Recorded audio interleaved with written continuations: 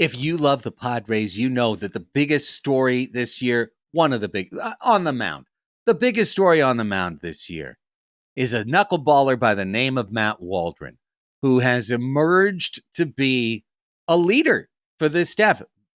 Game 1 starter, if there was a game 1 today, who's to say? Here's what you need to know. You can wear your Waldron pride now with an official Padres Hot Tub Waldron Cauldron t-shirt. Check it out. Available now in the Padres Hot Tub merchandise store, Raphie. Yes, you can go to padreshottub.com/merch. It is a real website. People go there and they buy things. And that is where you can find not one, but 2 different type of fabric varieties for our Waldron Cauldron t-shirts. We have a classic blend, and we also have a tri-blend. If you like something that's a little bit softer, a little bit more on the premium side, we got that for you as well. We offer it in both black and brown, so you can get your brown and gold, or if you're looking for something a little bit different, we've got the black ones in there. And also, if you haven't already gotten it, you can still find the original OG Padres Hot Tub t-shirt with our logo on it. You get that for just $25.99. It's all in there. It's all in the store.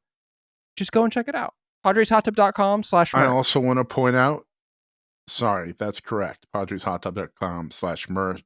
The black also comes in plus sizes for our bigger folks out there. Just so you know, you're afraid you got left out on this drop. You didn't. It's in black. So check it out. The Waldron Cauldron t-shirt, PadresHotTub.com/merch.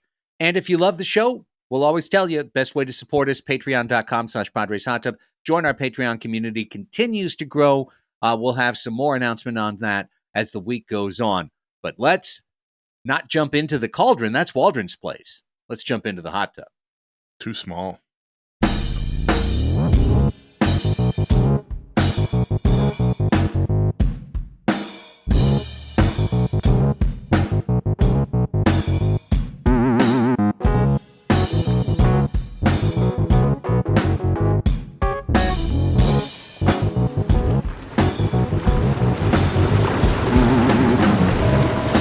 Padres Hot Tub, everybody.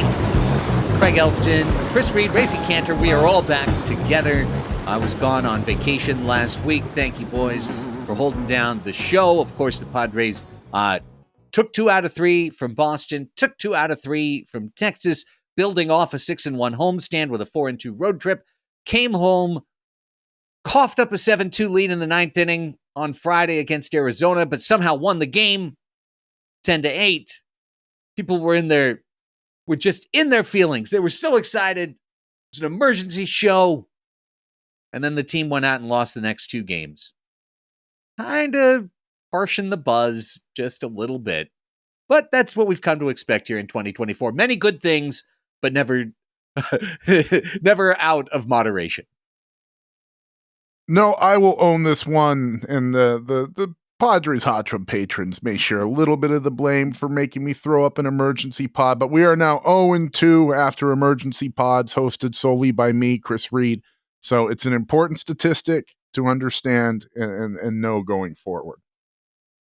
Raphie, does the Pods Above Replacement wing of the show agree? The Pods Above Replacement wing of the show is actually waiting to come out of its den, and if it sees its shadow, there will be 6 more weeks of winter. So it's just we're been in. It's 100. Their Southern Hemisphere actually VPN is what they're using. No, we've been hibernating, but we'll be out of hibernation soon. And I for one am very appreciative for Chris and for our patrons for sticking around in the late hour to be there for such an exciting moment when neither Craig nor I could. So keep it up. What I say. Absolutely. It was pretty awesome, truth be told. Well, hey, it was a very exciting finish. But factually, blowing a 7-2 lead in the 9th inning has negative. But if you listen to it, I missed all that. I was putting my kids to sleep. So I just got to not have any of the pain. Oh, that's funny. I did too. I was also putting your kids to sleep at that time and completely missed the whole. No, I was at my dad's house and his Wi-Fi sucked. And I kept trying to put the game on Uzu and it would just doodle-loot, like buffer the whole time. So like between going on a walk and listening to Jesse Agler and game day, I got to 7-2. I heard the Higashioka homer, and then like I kept it on game day, and it was the 8th inning, it was 7-2. So Dad was watching the Dodgers. I just like sat on the couch with him, and then he opened his phone and he goes, "Well, the Padres are battling today." And I go, "What are you talking about, battling? 7-2, the game's over. No. We won 7-2. There's no battle." I open my phone, it goes 8-8. I go, what? And like, I couldn't finish what is what. And then the 8-8 goes tick, 10-8. Fine. I'm like, well, okay, I guess we won. And then I went and watched all the highlights and saw all of the ridiculousness. And boy, what a cool thing Manny's doing right now when he hits the big, I know I got it homer, right? He did it after the Profar moment against the Nationals, and then he did it against the Diamondbacks where he leans back after he hit it. Whoa, like he leans back into the catcher's space. That was incredibly cool. It was super fun. It definitely cost them the series. It just definitely cost them the series. Blowing that lead. That, and then the All-Star announcement the next day. It's just a lot of not baseball in their heads, I feel like. I don't know about not baseball in their heads. Robert Suarez needed a day off. Yeah. And he didn't get it on Friday.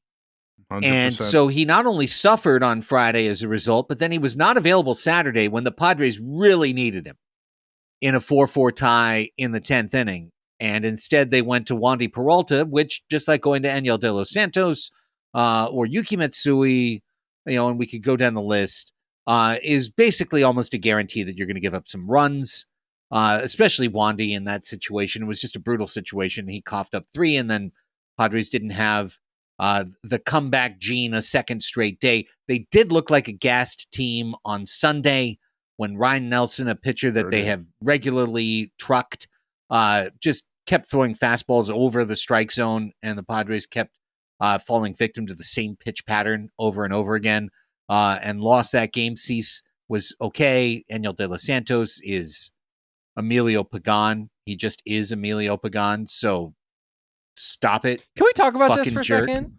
Because when we traded for Angel de los Santos, and we sent Scott Barlow back the other way, and a difference of about $5-something million, I was like, why are the Guardians doing this?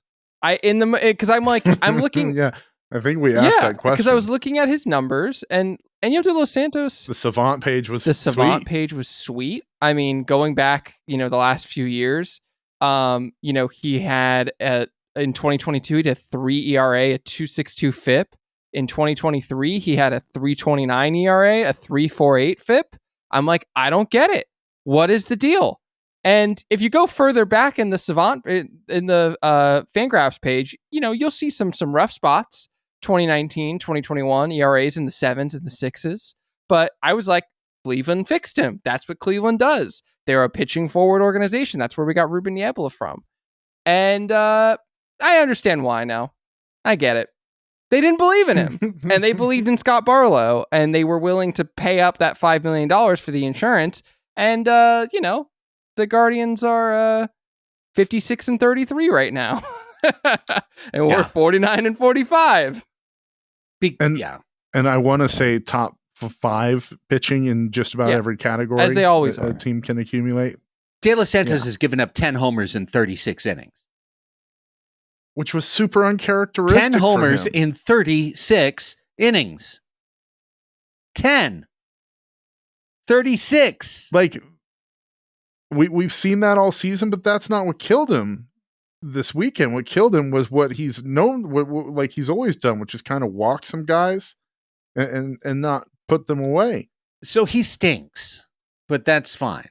Like, Yeah, mean, the Padres bullpen, if it's completely rested, they can get by. They can get by. But it's not. Are you trusting Kolek a little bit more these days? Yeah, in the sense that, you trust your teenager after those 3 times that he doesn't wreck the car, but he did wreck the car the first time. Like, there's a trust. Yeah, like the Right, possibilities. there's a trust, but it's not a trust that extends in incredible length. You know what I'm saying? But right now I trust him more than De Los Santos or Peralta. That's for sure. The thing is, this bullpen has no choice but to be taxed because Mike Schilt is playing to win. He plays to win every game. And they haven't really had a punt game very often this season at all. And as a result, those three guys that he can actually count on in terms of Suarez, Estrada, and Morejon are going to just keep getting driven. And when you've got right now a rotation that has what? Right? Waldron. Where would this team be without the almost 100 innings that Matt Waldron has pitched of sub-4 FIP in 2024? Michael King is already over his career high for innings before the All-Star break. Well done. Incredible work. Can he keep it up for the rest of the season? Open question for you. Dylan Cease, the great enigma that has stopped walking as many hitters as he did early in his career and has traded that in for giving up way more homers than he ever has at any point in his career. And, those are your reliable guys in the rotation. And then you've got Vasquez, who I don't know, and I guess arguably better lately. Look at those numbers against lefties. Major, don't look at any numbers at all. It's awful. And those guys, even when they're successful, are usually shortening the outing, which extends the bullpen drag. It's the type of mix that gets you into a 2021 spot, potentially, if you don't find solutions. And I think that's where the Padres are right now. Is honestly, I love this team. I think this team is built to win. I think they've shown their character. I think we now know what this team is. Like, way more than we did in 2023. I feel like I know what the 2024 Padres are. They need some help on the pitching side, and if they can get it, this is a fucking team you can ride with. And if they don't get it, they're in danger going forward. They could maybe not make the playoffs. I think they will, but they could maybe not if they don't get help.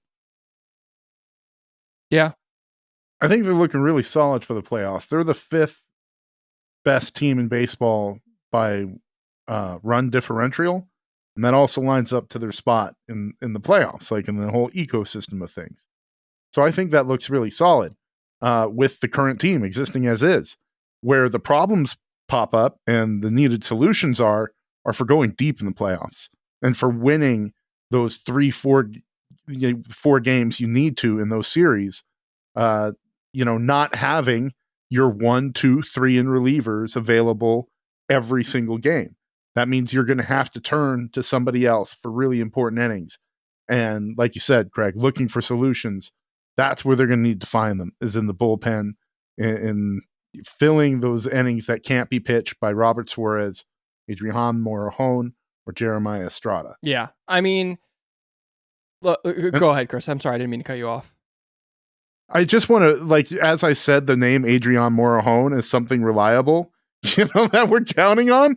The dude, he has an injury history. So we're assuming that all those guys are available to their fullest extent come October. And we can't do that. So that they need help. They need help. And look, they are... Craig, in our menu, you said 4 straight series wins and then a close series loss to Arizona. And I thought we were going to be on a little bit of a rosier note, I suppose. But I'm with you guys in terms of this team, I think, is projecting a shadow of confidence and excitement and flair that is sort of hiding and obscuring a little bit of a House of Cards feel, I think, at some point. Their bullpen consists of 3 guys who you trust and half of another in Yuki Matsui. And then I think it's a full one with Matsui and Kolek. I Kolek's underlying metrics have always been pretty good. I don't trust him for shit. You put him in a big game, I'm going to be crapping my pants. That's fair. I get it. So we have 3.5 bullpen guys. We also don't have our best player. for an indeterminate amount of time. I know Profar is our best player, but Fernando Tatis Jr. I think we can all say is the biggest absence on this team right now. We don't have Joe Musgrove. We now maybe don't have Yu Darvish the rest of the year, which I know we'll get to that later. Xander Bogaerts is maybe going to play tomorrow, maybe not. We don't know, TBD. But Xander Bogaerts isn't here. And the way that we've been making up for it, I should say, is really, really, really, really timely hitting. And I know this team exists forever in the shadow of 2023 when they were the second least clutch team ever. And I have a video on that on our YouTube if you want to go back and watch that. This year, the Padres are the second most clutch team in baseball. It is a stat that tends to revert. It is a stat that doesn't tend to be sticky over multiple years. It kind of swings back and forth. And this is a year where we're 3 games right now, 3.09 games clutch. And if you look at that, we're 4 games over. So there you go. Rafe, can I jump right on top of you with a big old tip of the hat to our Discord member, Snake Bonengirth? He posted the Fangraphs leaderboard of clutch this year, and the Padres have 4 guys in the top 25. Guess who's number 1? You guys are smart baseball people. So here's the one thing I would say to that. Yes, I picking up everything you're laying down there, Raphie, and I accept the premise. However, I might add the context that this team fundamentally changed its offensive nature going into 2024, and I believe that the nature they changed to is one that is far more likely to deliver hits in clutch situations with runners in scoring position. We talked about this last year. The letters to AJ did. Absolutely. This is the letters to AJ premise being played out in real life. When you take out Trent Grisham, Matt Carpenter, and Gary Sanchez, right? And you replace that with Jackson Merrill and Luis Ariz and Donovan Solano. Like, you have fundamentally changed the way your team is hitting. You're changing the type of players that are at the plate when it's time to get a clutch hit. I don't know that Ha-Seong Kim is any more prepared to get a clutch hit in 2024 than he was in 23, or he is number 25. Or Manny, or some of the other guys. I mean, Manny's just Manny, right? But the other guys on this roster are now a bat-to-ball, barreling, line drive hitting, not striking out, not walking group that we are learning. And I think Letters to AJ has been one of the great people in terms of doing this analysis on a local level. Like, that's what is more likely in a 2-2 game in the 9th to deliver a run than a team of, Stanton and Behemoth and Soto and another behemoth. Yeah. And, just to pull out on the point of, the team, we know who the team is, like, and we've seen the floor, man. We've seen the absolute basement with the series sweep with the Angels. And in response to that, while losing Fernando Tatis, without Xander Bogaerts, losing Yu Darvish and Joe Musgrove for indeterminate amounts of time, Luis Ariz playing hurt through a bad hand, they've managed to put together an incredibly impressive month. Craig, are like, I didn't even look. Are we at a month of good baseball play? No, it was a bit. We were getting to 3 weeks, and then just lost this series. Could pick it up the rest of the week. Who knows? You're playing some good teams though along the way here, but the Padres have beaten plenty of good teams along the way here as well. I think the biggest thing to take away from this weekend is not from the Padres standpoint, to be very honest with you. I think the Padres are who the Padres are. I think the biggest takeaway from the weekend is from the Diamondbacks standpoint. Yep. Arizona could have been out of it. They very well could have been out of it. And instead, they're right there in it. Now, as we're recording this, 9:20 on July 8th, Paul Sewald blew his 3rd straight save today, giving up a 2-run homer to Sean Murphy in the 9th. And right now, the Braves are winning in the 11th at Arizona. So Arizona could kick a critical game here coming out of it that could stunt their momentum, or they could come back. That game's not over. I'll let you know before we're done recording. They're scrappy. Well, they're not a terrible team. They've got some good pieces to that team. There's no Deep. question about it. And they've battled through a ton of injuries. But if the Padres had taken the momentum of Friday, beaten on, let me just be this guy for a second. If they had taken the momentum of Friday, winning 7-2, just win that game routinely, and then you've got Suarez, and you're able to win Saturday's game 5-4, because the Padres got that fifth run over, but the Diamondbacks got 3 runs in the top of their extra inning. Now, maybe you get a chance to pull out a close win on Sunday because you've got a team in a better situation. You've got the Diamondbacks 6 games out. The Diamondbacks are starting to get into a sell position. They've got basically a week to save their season, or they have to think about sell moves going into the deadline. Instead, the Diamondbacks are 2 games back. They feel, remember, they almost swept the Dodgers. If it wasn't for Seawald, they would have swept the Dodgers at Dodger Stadium. Christian Walker hit like 1,000. I'm not exactly sure, but it's either 1,000 or 998 home runs in that 3-game series. So, they are feeling like they are very much alive, and they remember their recent history, and they feel like they can repeat it thanks to what happened this weekend. Well, yeah, it would have been really nice to have made them look at Christian Walker and Paul Sewald on expiring contracts and been like, do we want to get something for these pieces? when it was just Chris and I on, what was it, Sunday night, Monday night, whenever we were recording, and Chris, you had asked me about the Diamondbacks and the Rangers series, and one of my responses to that was, I only care about the Rangers series in context of the Diamondback series, because if they go into Texas and they lay an absolute goose egg in Texas, then it matters for how it affects them in the Diamondback series. But the Diamondback series is what's important, and you can look at that in terms of our playoff odds.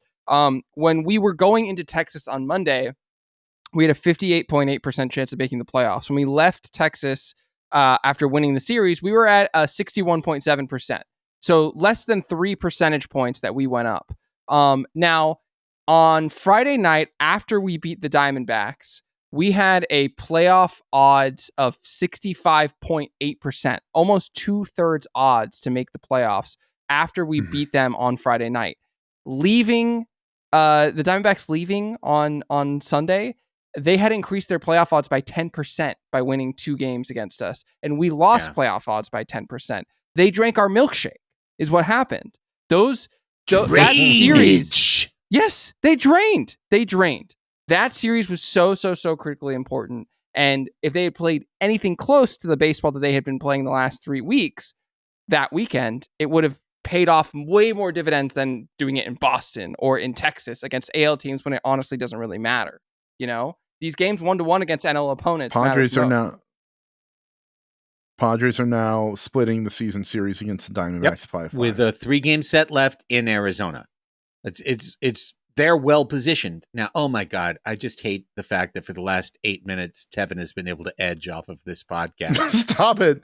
You don't have to say his name. It doesn't. So it just makes him more powerful, like Voldemort. A few weeks ago, we talked about Jackson Merrill, and so I want to make something clear. Jackson Merrill's an all-star, and he deserves it. And you hate it. How sad are you, Craig? It's great. How sad are you, Craig? Guys, he's welling up for our YouTube audience. You can see it. You can see the little that sad TikTok Native of the girl American dancing tears. in the part of it. Oh yeah, that's better. My friends is That's a better taking meme. a shot of me. Oh wow. A few weeks ago, I had the very concerned trolley thought that I wasn't sure what a young kid would do reacting to getting swept into the whirlwind that is an MLB All-Star weekend, and how that would affect him.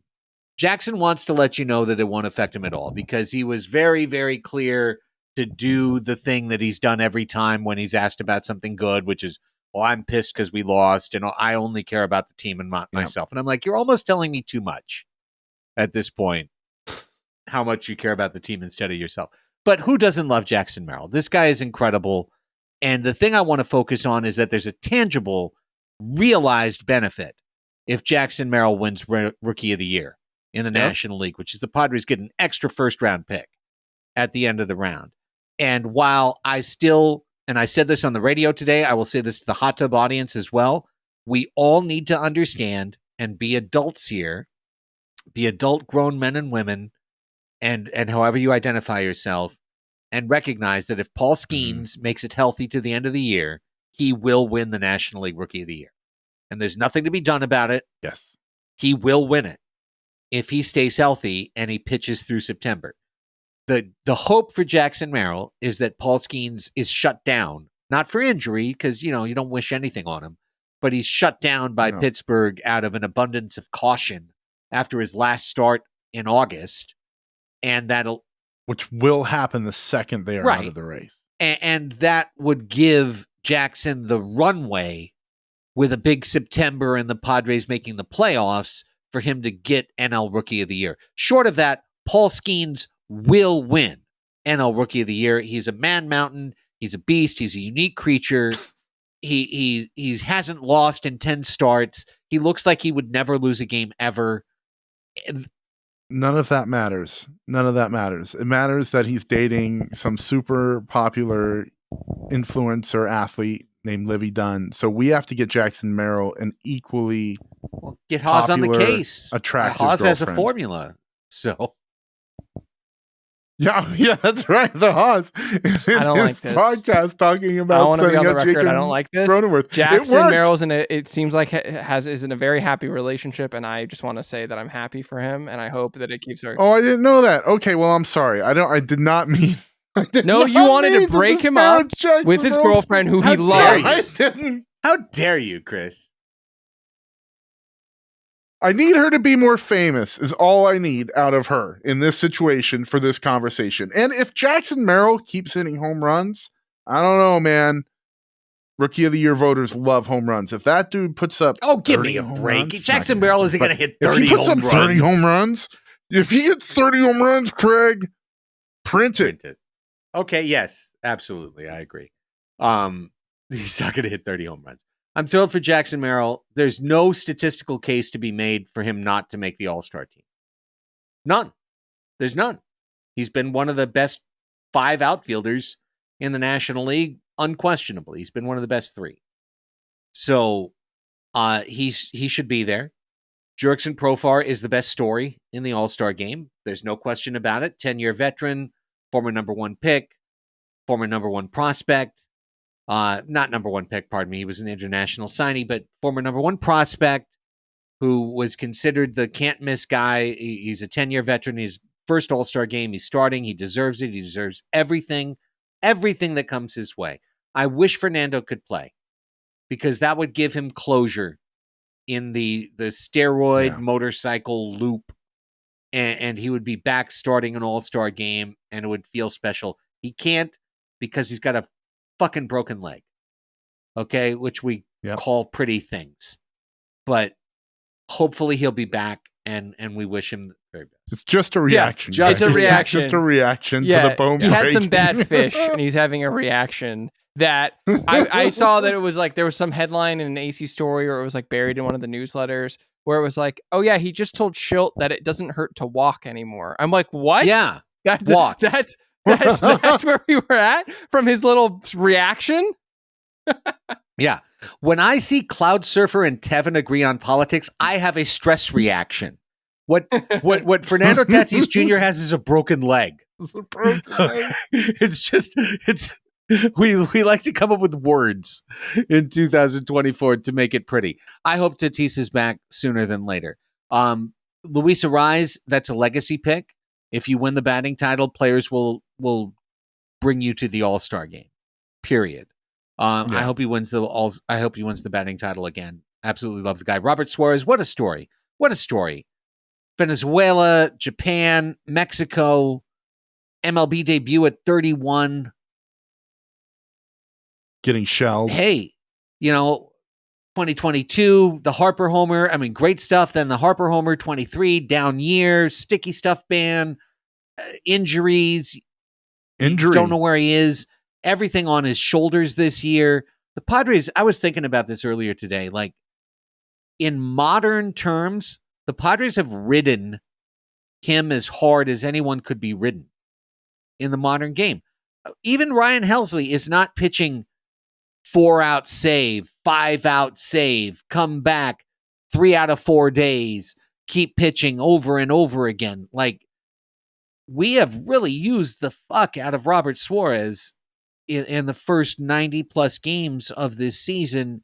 He has responded all the way through. Absolutely incredible, the job that Robert Suarez has done for this team. So, 5 All-Stars for the San Diego Padres. Every single one of them, I think, keenly deserved, or else they wouldn't have made it.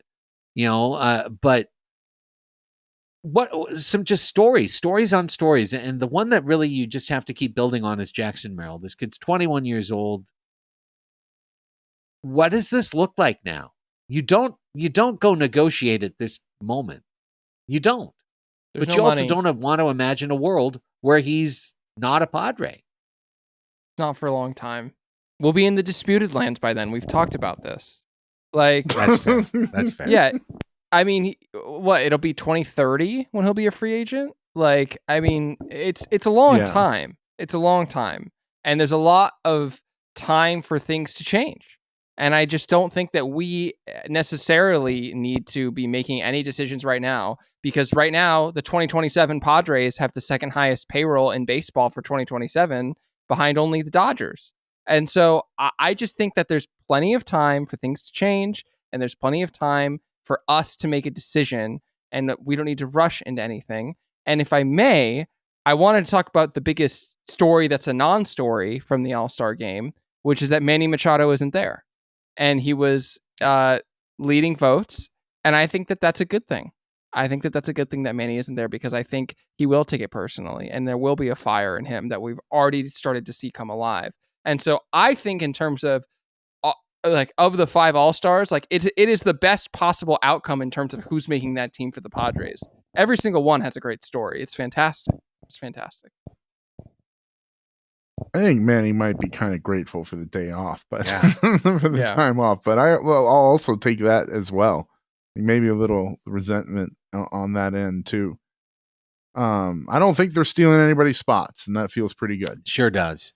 I want to ask you guys a question, and we should tie into it this way. Obviously, the bullpen is tired. Obviously, the bullpen needs help. That's crystal clear.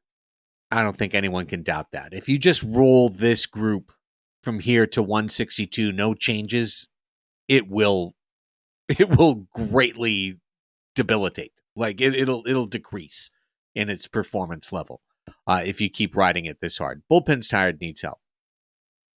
Rotation's in trouble because Yu Darvish is no longer on the injured list for the San Diego Padres.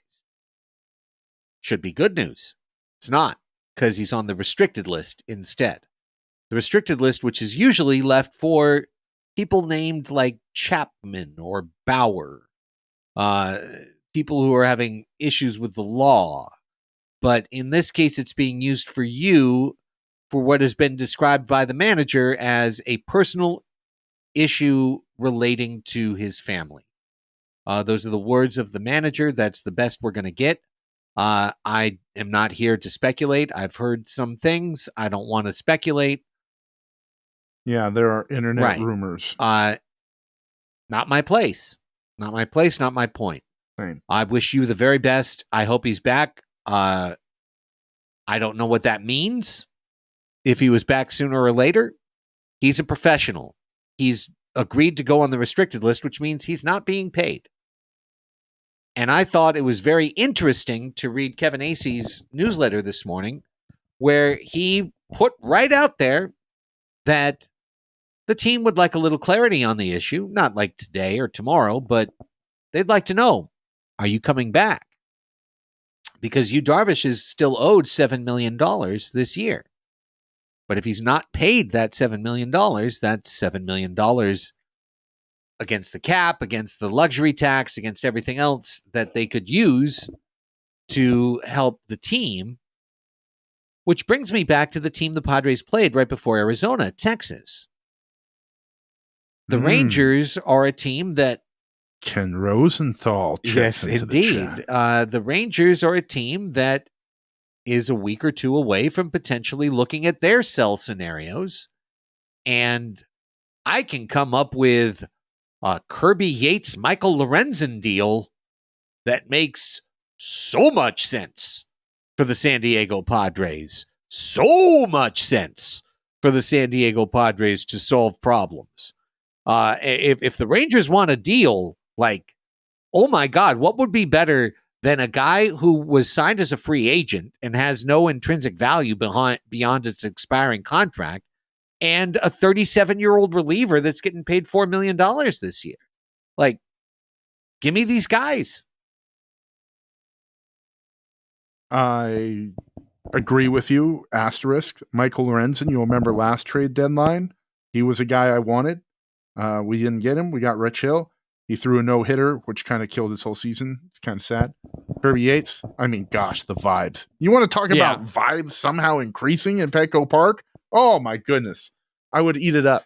However, there's another pitcher on the Rangers that I think I would prefer seeing the lack of clear playoff race arms on the rotation today. How can you afford Mad Max? With a little How can you do it? Because New York is paying the bulk of his salary. New York is owed about $30 million. I just looked this up today on the show. It's 20 of his 43 this year. Last year was all of his 43. This year it's 20 of his 43, according to Baseball Reference. So I was looking at Roster Resource, and they have him getting paid $30 million. That is a big difference, because if my number is right, it's $13 million with prorated at the All-Star break, which turns out to very close to $7 million. And if it's your number, then it's more like 10, 11. That doesn't on the radio. Roster on the radio today, I was saying Scherzer, but then I thought about it and I'm like, Lorenzen actually makes even more sense, because admittedly, it's a bummer. We could have just paid for him in the offseason, but there's no track record there. What are you going to really get for Lorenzen and Kirby? Scherzer is still Max Scherzer. He's a Hall of Famer. I think the issue with Michael Lorenzen is that his peripherals are actually quite terrible this year. He doesn't strike guys out. He has a 6.41 K per nine on the year. He's walking guys at 4 walks per 9 clip. He's okay around home runs, but he's got a 3.21 ERA. Looks great. 5.05 FIP. That's an issue. And that's a guy who comes here and walks right into apparently the surface of the moon, Petco Park, and gives up a bajillion home runs. And we're like, oh my God, another guy who sucks the minute they come to the Padres. He might be cheap, and that's a good argument for him, because the Padres are going to have a real Sophie's Choice sort of situation where they're going to have to decide, are we really going to go in all on this year, in which case we're going to have to give up a blue chip, or are we going to keep trying to just pick away at the depth that isn't even really depth in our farm system? And what is that really going to get us at this point? It could get us Kirby Yates, but is it going to get us a starter? Yeah. I'm not too sure.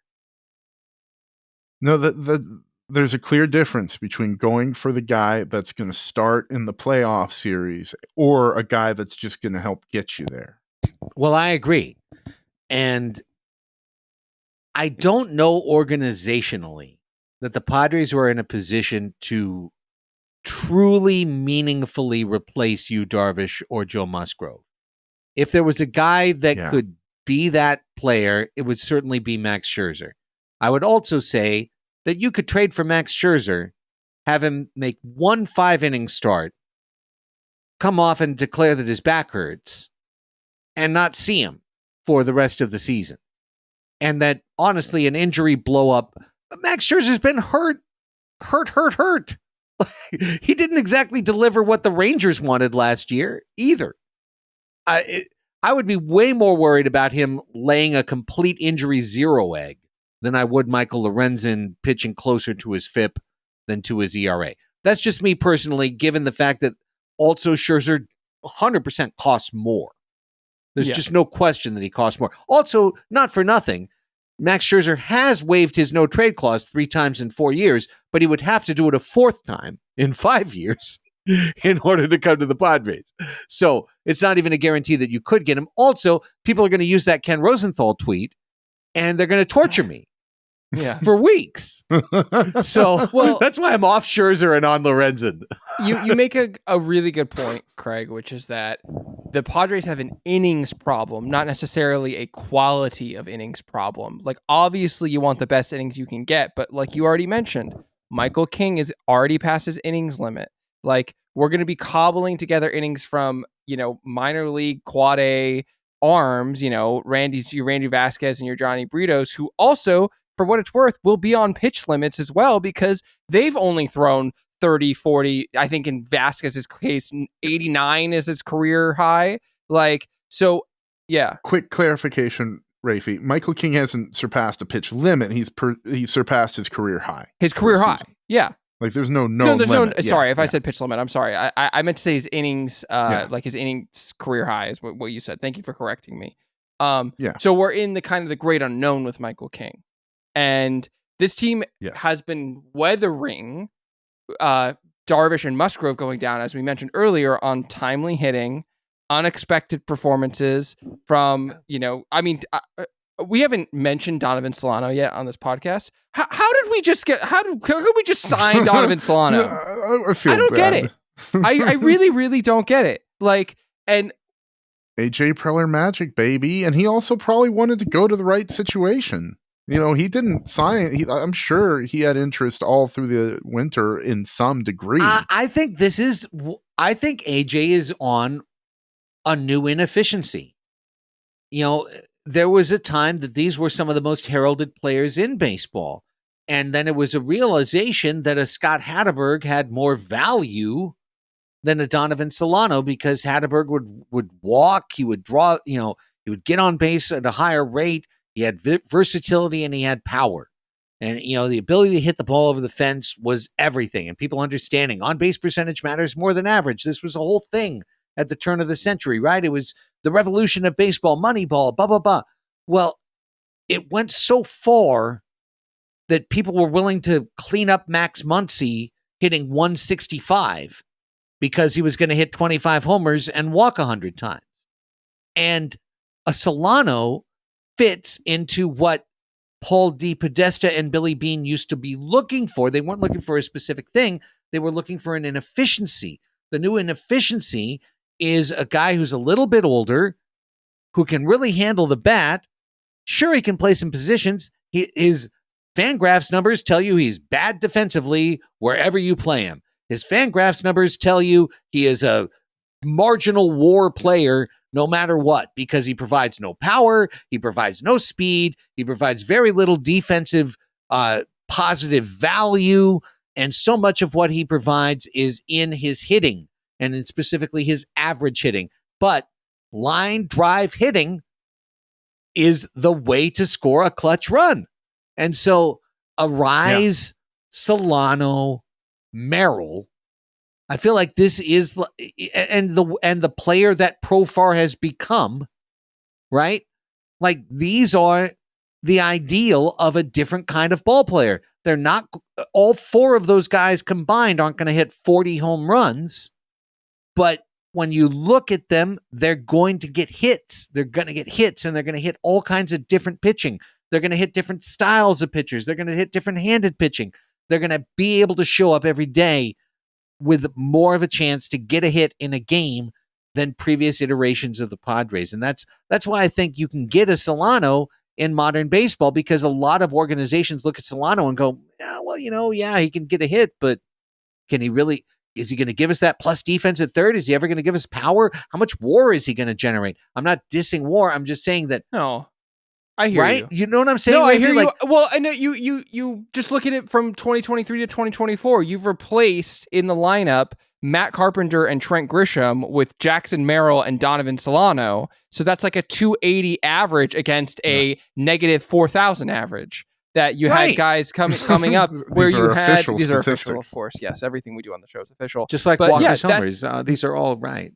That's who you have coming up behind your Tatis, Bogarts when the team's healthy, Profar, Machado, Cronenworth now. And that's the difference entirely in this season, is that you're seeing like RBIs coming down the lineup, which we just weren't before. We just weren't, unless guys ran into one, you know? This isn't the first time AJ's tried this. Like, he tried it with David Dahl, and that's paying off for the Phillies now. You know, he tried it with, oh gosh, I just had him. Rougned but now he's Odor. gone, but it doesn't matter. Rougned Odor, yeah, sure. The league has tend to overlook veterans because they're on the roster when a young guy who you're going to control for 6 years, who needs to develop and see reps, they're taking a roster spot from them. So why pay the veteran oftentimes a little bit more? You know, if a guy is making $1.5 million, he's making twice what a rookie player would or a young player would. So it's a financial value thing that the league has done too. No one signed Brandon Belt. Brandon Belt never got signed. Glad you brought that up. I wanted to bring that up today, and I didn't know if there was room for it on the show. I can't believe it. It's July 8th. This guy has his career's over. He's a professional hitter, truly definition of a professional hitter, and he's sitting on his couch right now. I have nothing else to say other than I'm just genuinely shocked. I just really can't believe it. Yeah, that's the inefficiency, man. Like, teams are not paying these guys, and like they don't always work out. Look what Hunter Renfroe's doing. I know Brandon Belt is 10 years older and has a way better resume, but it doesn't always work out. I'm glad that Solano he seems like a great fit on the team. He is very comforting to see at the plate in a clutch situation. And I think he might be a little bit better of a 2-strike hitter than Arise, even like to the eye test. I know statistics probably shoot that. I don't straight think Arise down, had a very good month. Just, man, I trust him with the last month of Luis Arise has not been very good. He's hurting, man. Look what he's doing with his hand. I hate it. I actually think you're right, and that's why I was kind of hoping some of these guys would get some rest for the All-Star game, but whatever, vibes, blah blah blah. Yeah, the Darvish situation is worrying. This team needs you, Darvish. I really think if you don't get any Darvish and any Musgrove the rest of the year, we might make the playoffs. But you really think you're going to win it? Like, come on, give me a break. Dude, that's been our worst case scenario when we've talked in the preseason. 2 years in a row, we've brought up that losing their 1 and 2 starters, Yu Darvish and Joe Musgrove, is like the thing the team has to worry about most. And they're in it right now. Maybe we get a Spackle trade. Maybe Darvish. But I don't like this even fan fiction of, we go make a Max Scherzer trade because Darvish announces that he won't pitch again this year. Like, now what? What about the next 4 years? Like, what's going on? You know, and next year, Yu Darvish is the same age as Max Scherzer is this year. So what are we doing here? I don't like that version. I like the idea that Yu Darvish is back with a sound mind and heart and soul and ready to pitch for this team in August and September. I think that's their best chance to get where they want to be. There's nobody I want on the hill in a playoff game more. I know that than you. Joe's had some great outings, but in the playoffs, when there aren't opposing teams cheating against him, the dude is steadfast. And this is silly because I don't know the dude, but from all the professional baseball players you can tell when somebody is a little bit more down to earth, a little bit more human, carrying around. And Yu Darvish, just has that cascading off of him. So I worry about him on a, almost personal level, semi-personal level. I'm worried about you. Yeah. Don't worry, I'll be fine. Not you. I still think this team needs an outfielder. Fine. Kevin Pillar announced to Bob Nightingale he's retiring at the end of the year, and I just want to keep putting it in the universe. Maybe he and Brandon Belt can come together. His pension, but we need another outfielder on this team. We really do. Now, could that guy be Eggy Rosario? Wait, are you saying that Bryce Johnson is not a guy, as we proclaimed last week without you, Craig? I'm hearing some we. Yes, this was totally hand in hand, me and Raphie proclaiming the Johnson guy. It was Bryce time. I distinctly remember just going, dude, ... The moment you said Bryce, you're like, Bryce Johnson could be someone. Dude. You'll be a guy. That's going to be a no from me, dog. We need something better. We need it right away. I saw the one highlight that either Giannis Attemptapoodle or someone put out there of Eggy making a catch and then throwing a dude out from right field, and was like, okay, call him up. I'm ready. Sure. That's all I needed. 100%. Show me one thing. I'm ready to go. Bring him up. He's better than Bryce Johnson. He's better than Bryce Johnson, and he has I say give him 2 weeks playing it in not Padres games, but then absolutely. But as a fourth outfielder, absolutely. Like we need people who mash lefties. There, he's right there. Yes. He's clearly got the arm. Like that's something that's always been said about Eggy Rosario. Is that he probably has one of the best arms in the organization. And if I'm sitting here, I have to have one of these within a few feet of me at all times. So is it signed? For the podcast crowd, it's an autograph Eggy Rosario rookie card. That's my guy. Okay. All right. Yeah, we needed one of those. Like, if you can get Kirby Yates, listen to me. I'm Will fucking Holder right now. Oh, bless you, Will. You're a great guy. But if you could get Kirby Yates, Michael Lorenzen, and Kevin Pillar, I feel like this team is ready. Like, and we ride. You know, like that gives you everything you need to be a well-balanced meal and the breakfast of champions. If you've got those things, just right now, I love this team, and I am afraid that the pitching can bottom us out at some point. It's been the only thing holding him back all year, I feel like. You just can't count on the offense pushing you time and time and time again from 4-1 down, 3-0 down, 5-0 down, to come back and win these games. You've got to, at some point, give your team some easy wins along the way. That's what Friday should have been over the Diamondbacks. And that's what Saturday also showed us too. Because like the whole time going in, like throughout Saturday, I was like, we're going to win this. We're going to win this. We're going to win this. And then we didn't. And it was a reminder of like, oh yeah, you don't just always win baseball games on crazy comebacks and walk-off fashion, even though it feels like we'd been doing that routinely for the last 6 weeks. And it's just a reminder that like, not so much that like your luck runs out, because that's gambler's fallacy, but just like there is regression to the mean. And like, we're just not going to win those every time. And so if we keep making it hard on ourselves with a shaky bullpen and a completely gassed rotation in July, at the beginning of July, it's going to add up at some point. And yeah, I don't know. When you were talking about Eggy Rosario, a thought popped in my head of like, what's going on with Graham Pauley? Like, remember when we were saying they should make Graham Pauley into a left fielder? AJ should have pumped and dumped, He's currently rocking a 79 WRC plus in AAA. He's slashing 220, 332, 388. I'm not going to say the story of Graham Pauley's closed. No. The guy got sent down, got excited. Yeah, sure. Next year, it could be a breakthrough, but there's no help there this year, is the point. Yeah. No. But Terso Ornelas, on the other hand, is absolutely tearing things up. And gosh, I would, like we talk about vibes, I'm just saying, Tijuana native kid making his MLB debut when the club needs bodies. He just re-signed his minor league contract, so I think it's a year-to-year basis for him. I would just love to see the dude in a Padres uniform. We've heard his name so much, and the need's really great right now, and he's doing good. So, like, maybe while Eggy's warming up, I would love to see them give Terso a try if his glove is anywhere near passable. Clearly it's not. They called up Bryce Johnson. Yeah, if it was even passable, he'd be here.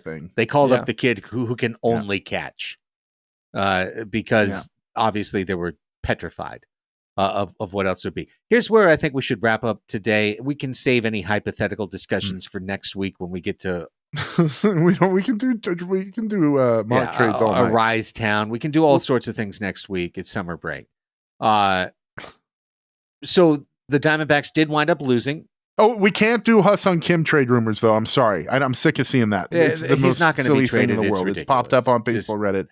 Yeah, guys, if you're seeing that anywhere, bombard them with Hot Tub Audience knows better. Hassan Kim is not going anywhere until the offseason when he signs as a free agent somewhere else. I got triggered by Reddit, Craig. But I won't do it. but that's the reality. He'll be here the rest of the year. So the Diamondbacks did lose, which means the Braves won. The Braves have now won 3 in a row. Every time you're like, oh, they're vulnerable. Now they're 11 games over 500. With all the injuries, with Strider out and Acuna out and everything else, the Braves are girding up to get better at the deadline. Alex Anthopoulos is canvassing outfielders around Major League Baseball, and the team is 11 games over 500. The Cardinals are a weirdo team. They won again today, and the Cardinals are in 5th place now. They are 48-42. They're a full game ahead of the Padres now, and in the less desirable 5th spot. They're doing so with a negative 33 run differential, with an expected win-loss of 8 games under 500 when they are 6 games over 500. They're a little bit of a weird team, but I also wouldn't be surprised if they just hung out there, because part of their success is the failure of the remainder of the NL Central. If the Cardinals come back to the pack, it'll mean either the Cubs or the Reds or the Pirates get better. And get into the race. So one will come at the other. The Reds are the interesting one there from run differential. Yeah, because they're plus 20. In a field of red, they've got a green number, which is interesting. But I really look at this now, guys, as NL West. I'm just going to say that. The Mets are a game under. The Mets know what they are. They're not all in this year. They'd love to lose 4 or 5 to get the excuse to make a couple of trades, because they've got a sorry about it. They've got a Project 2025. Like they want to be good next year. They don't care about this year. I don't think the Pirates or the Reds are prepared to contend. The Nationals have fallen out of it. We did a great job of pushing them down. Now they're 7 games under. The Cubs they've just been awful for like 6 weeks. They're 7 games under. It's pretty hard to imagine them being back in it. The Giants are 3 games under, and the Diamondbacks with today's loss are a game under 500. I think that's your competition. I really do. I think there's a chance for the Cardinals to stay in it, but I think it's the Diamondbacks and the Giants you have to worry about. Yeah. 100%. They each got guys coming back. Like, they're going to get trade deadline acquisitions in Erod for Arizona, and in San Francisco, they're going to be getting Blake Snell and Robbie Ray. I would go so far as to say that I don't even really think we should be looking at the Braves. Like, the Braves are making the playoffs. Like, it's going to happen. Like, I feel very confident in saying that. Yeah. Might as well just pencil in the 4th seed. Pencil them in for the 4th seed, and it's us and one other team that's going, hopefully. And so you're looking at just paying attention to what everyone else is doing. For me, I'm thinking about we have to go play a 4-game set in St. Louis in August, which is both sounds horrible because it'll be hot as shit and humid, and also because the Padres historically have been terrible playing in St. Louis. And so, yeah. What? The Cardinals beat them sometimes in big games? I don't recall this.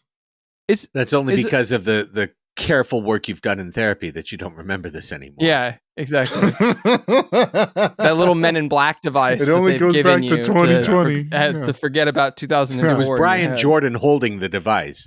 Yeah. There you go. But no, that's just how I see it, and I think that's how it's going to shake. We'll see it, things change and surprise us all the time. But I really love the character of this team. I just want to see the pitching hold up. I want to see them have the ballast they need to make it to the end, and then I think they can compete with anyone. I swear to God, I told you I was watching the game, the Dodger game with my dad. I straight up trolled him when they put the game on. He's got this gigantic big screen, and I felt like I was Woj at the telestrator or something, but I like going up to the big screen. I'm like, look at this lineup. Andy Pajes is hitting 4th. Like Lux and Taylor and Vargas and this and that are all in this. Like, Padres lineup is better than yours. I know Betts is out. Muncy is out. Muncy's a bridge troll. He lives under a bridge. But like, Padres have a really cool lineup. Like, they've got a deep, varied lineup that's exciting and fun, and it really does hold up to most of the other lineups in baseball. I really do believe that. So let's go Padres. Let's keep it alive. Let's keep the good times rolling. You got 5 games. You got Seattle. You got Atlanta. The one thing you just don't want to they're going see against is some good 1-5 arms. or 1-4 here, and you're right back at 500 at the break. Like, keep 3-2 minimum here over the next 5. Yeah. The 2-game set with Seattle and a major is going to go against Obvious Logan win Gilbert, for the Padres. Michael King. Obvious. Like, that's a scheduled win. Michael King is going against Bryce Miller. Those are 2 good arms the Padres will be facing, but luckily they are both right-handed. Well, this is a case also of a movable force hitting a stoppable object, where the Mariners have a truly, truly horrible offense. Like, I think they have like one player who has an OPS over 700. Like, it's really bad. Horrible. And they're coming to play at Petco Park, which again apparently is the surface of the moon. So Homer Paradise, so it's Adam Major and his 7. It's that ERA. question mark against the Mariners, who have fantastic pitching, and the Padres, who are throwing out Adam Major, who if he walks under 7 guys, we have a chance. And if and Michael King, who I feel very confident about, but is going against, again, a really good arm. So this is just one of those like Vetter Cup weirdness. Like, oh yeah, we play the Mariners every year. I forget that we do that.